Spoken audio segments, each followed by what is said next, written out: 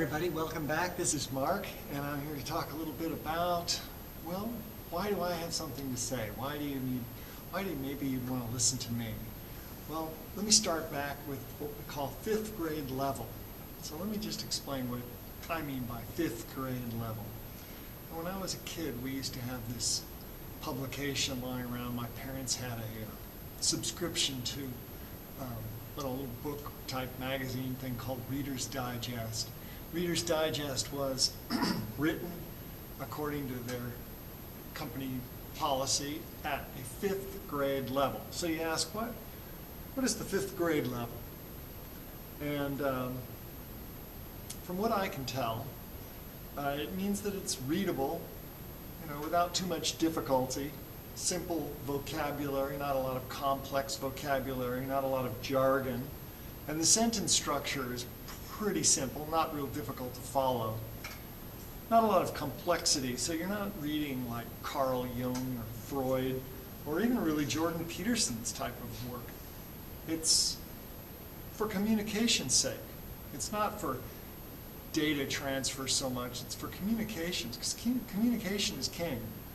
So, for example, in the financial industry, I used to be a stockbroker, so we used to use a lot of financial jargon when talking to our clients, and otherwise we'd have a difficult time justifying our commissions we were charging. We might say something like, well, technical analysis of the quarterly PE ratio trend line relative to the industry indicates a bullish sentiment. You might say, well, gosh, what does that mean? Well, it might mean something like, after I looked at the price of the stocks over the last 3 months, and compared it to the price of other stocks in the same industry, I think it's going to go up. So, there's a lot of jargon in there, and maybe there's a purpose for that, to be very impressive. But really, fifth graders, if you think about it, fifth graders are about 10 years old generally when they start fifth grade. And I like to think of them as smart enough to understand things, complicated things. They're not babies anymore. They're, small adults almost, in a way, in some way.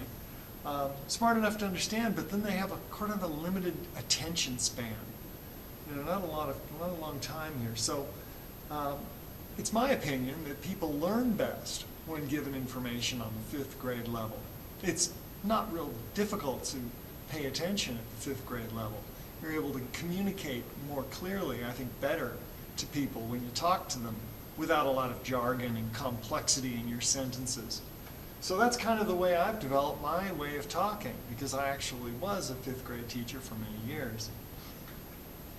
So if you talk to somebody outside of the industry, you really should drop your language down to what's understood by, say, a fifth grader.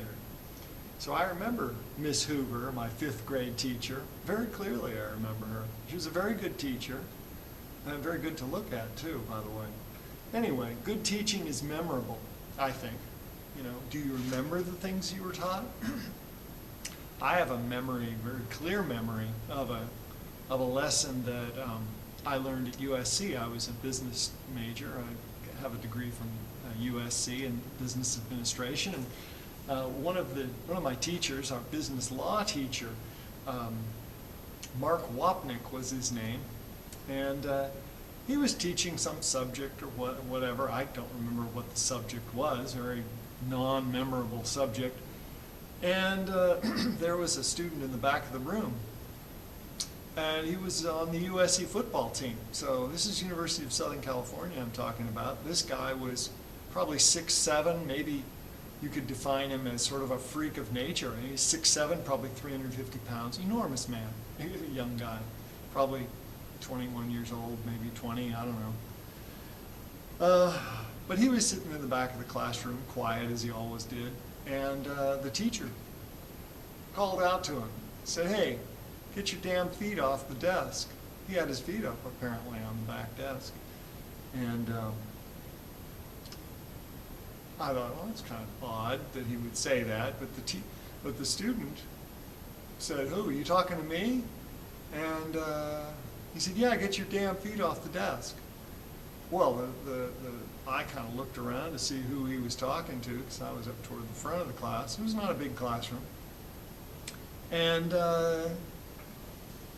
this student jumped up out of his desk, and I mean, he took his desk, the desk next to him was kind of in his way, and he just tossed it. I mean, it went flying 5 feet. Not a light desk, by the way, big old table thing. And he tossed it like it was nothing. And I'm thinking, what's going on here? So he then came like doing a O.J. Simpson maneuver, running to the front of the classroom in front of all these students, and said, "I'm going to kick your ass." And I thought, man, he really is going to do it. I thought I was going to witness a murder here. So he said, "I'm going to kick your ass." And the teacher stood stock still, and this monster of a man, this young man, grabbed a hold of the teacher's sport coat and grabbed him. And I thought, holy, what? I was like a deer in the headlights. I didn't know what to do. And then the professor said, "Okay, so what we just witnessed here is assault and battery." And I thought, oh my God, my adrenaline started releasing out of my system. I was starting to relax a little bit. He said, "Yeah, assault is when he said, 'I'm going to kick your ass,' because I believed him. And then battery is when he touched me." So touching is battery, and assault is when you believe you're going to be hurt in some way. Assault and battery. I learned it that day. I never forgot it. I've told this story a couple of times. It's remarkable. I've told people what assault and battery is by my memory of this. I mean, he didn't get up and describe it in big words, and he illustrated it. This is what assault is. This is what battery is. You know, that's good teaching. That's what that is. Anyway, I taught 5th grade for 9 years. This is one of the careers I've had. And I also went to nursing school and studied anatomy and biology, and physiology, pharmacology, and so forth. And one of the things, in this career I had after I was a teacher, one of the things that nurses have to be able to do is get drug calculations absolutely correct. And drug calculations are basically 5th grade math. There's really nothing complex about it. It's transferring kilograms over to pounds or milligrams into centiliters and so forth. You know, an example of a medical, basically you have no variation. You cannot get these drug calculations incorrect. I mean, there's no like, oh, 90%, that's pretty good. No, you have to get them all absolutely correct. In fact, this was the one area in the nursing program where if you didn't get 100%, you were literally kicked out of the nursing program. And the drug calculations were something like this. You might have the nurse is to administer 3 milligrams of, you know, this medicine for every 10 kilograms of patient weight, you know, for every 10 kilograms. Well, the patient weight is given to you in pounds, and the medicine has a 1 milligram per 10 milliliters of medicine solution. And so you have to be able to transfer from kilograms to pounds, or pounds to kilograms, and then from milligrams to milligrams of medicine to milliliters of medicine. And so you have to be straight-minded. But this is just 5th grade math. This is not upper level calculus or even algebra. Well, it's algebra a little bit. But basically, it's pretty simple algebra. So again, 5th grade math. And the teacher was struggling to get the students to understand what it was about. And I finally, you know, said, look, I think I can explain how to teach this subject. And what ended up happening, and basically I taught the nursing program on drug calculations for the next couple of weeks, and explained to everybody very patiently how to do the drug calculations, because it's basically 5th grade math. Now, the teacher wanted to have all kinds of complex formulas and so forth that you were to memorize, but the bottom line is you just had to do it like a 5th grader. So, again, I think that the concept is simple is better complicated. So, and by the way, when it comes to drug calculations, the nurse is where the rubber meets the road, because the nurse is the one who actually administers it. The doctor can make a prescription that is fatal or would have terrible side effects, and it's up to the nurse to catch it before it's actually administered. So the doctor can say, well, I was busy doing such and such, and yeah, I wrote the prescription incorrectly, but it was the nurse's responsibility to get it right before it was administered to the patient. This is one of the reasons I actually said, my God, this is unbelievable that nurses are required to get it perfect, that they can't just rely on what the doctor says. Anyway, that's an interesting point. But so, why did I not become a nurse? Well, I'm a guy, and there are not a lot of guys in nursing, interesting. And here I am. Who do you think they call when we have a 350-pound combative patient who's just messed herself? I guarantee not the 120-pound young nurse, female nurse. No. I remember in the hospital, it's like, Mark, code Brown to room 26, stat. And I knew exactly what that meant. Anytime there was somebody who's heavy, strong, where they required strength, it's the guy's job. And frankly, the whole concept of the nursing sort of wasn't my bag so much. But anyway, I decided to do something different. I did some soul searching and found another job for a few years. I was interviewing teacher applicants for Fairfax County schools and hiring teachers for Fairfax County and trained by the Gallup organization. And one of their big tenets is that you are to soar with your strengths, do what you do best. And so I have high mechanical aptitude, and I decided I'm going to be an electrician. So I actually became an electrician, working for a major electrical contractor in the Fairfax, actually in Northern Virginia area. And after a couple of years, I became a technician, and I was given a helper who was about a year with the company, who was on the verge of being fired. So it was almost kind of like a joke. Well, here's your helper, Mark. Well, this guy was, he was about to be fired. He was not the greatest helper. But after working with him, got him on the right track, now he's solidly wants to be an electrician, is taking the coursework and so forth, really very serious about his job, and they were amazed that I turned this guy around. So they gave me actually 2 more helpers. And so at the point I had 3 helpers, and I was managing these other 2 helpers and helped them a great deal. And so the manager basically told me that I'm going to be the guy who trains the new hires. So anybody who comes to this company, it's a big company, over 100 electricians, anybody who becomes an electrician with this company becomes my helper first, and then they move them on to somebody else, because the people who I have working for me, I'm able to train them to be good electricians and do things correctly, and so they come to me first, and then I do the best I can with them. Anyway, so my son, who's a blacksmith, he actually has a YouTube channel, Adam Ryan, told me I should set up a YouTube channel to teach things and talk about what I know. Well, okay, so what do I know? Well, I have a business degree from USC. I worked with Merrill Lynch as a financial consultant for a number of years, 4 years now, I guess. I was an energy consultant with Pacific Power and Light. I've studied biology, practical nursing, anatomy, physiology, and so forth, and also the practical applications of electrical work. So another thing I've done is I ran a business. For 15 years I did a business where I released white doves for weddings and funerals and special events, and that was a very interesting business. Did it for 15 years and made pretty good money at it. But anyway, we ended up moving, and so I decided to give that business up and move forward as an electrician. So I hope that wasn't too boring, but I wanted to explain why I think I might have something to say and why I might be able to talk about something that maybe is interesting to you. So today, the thing I want to talk about is the basic electrical outlet. So there's a standard electrical outlet, and the question that I have that we're going to talk about is, should the electrical outlet be mounted like this, or should it be mounted like this?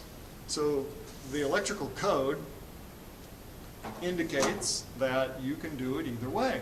There is no correct way to mount an electrical outlet. You can install them this way, or you can install them this way. So which is the right way? Which is upside down and which is right side up? Well, there is no correct way according to the electrical code. The electrician can do it either way. So what is historically done, traditionally done, in homes and in commercial businesses is we install the outlets like this. By the way, this is a 15 amp outlet. It does not have the neutral sidebar like this one does. You can see this has a little sidebar. So this is considered a 20 amp outlet because it'll accept a 20 amp plug. A 20 amp plug cannot be put into this 15 amp outlet. It just simply won't allow it because it has a little stab on the side of the knife, or the knife on the neutral side. So you can install this outlet this way or like this. Here's another outlet. This is an industrial grade outlet. Basically it just grabs the little plug a little harder, and this is about an $8 outlet. This is a less expensive one, maybe $1.50, $2. And then they sell hospital grade outlets also.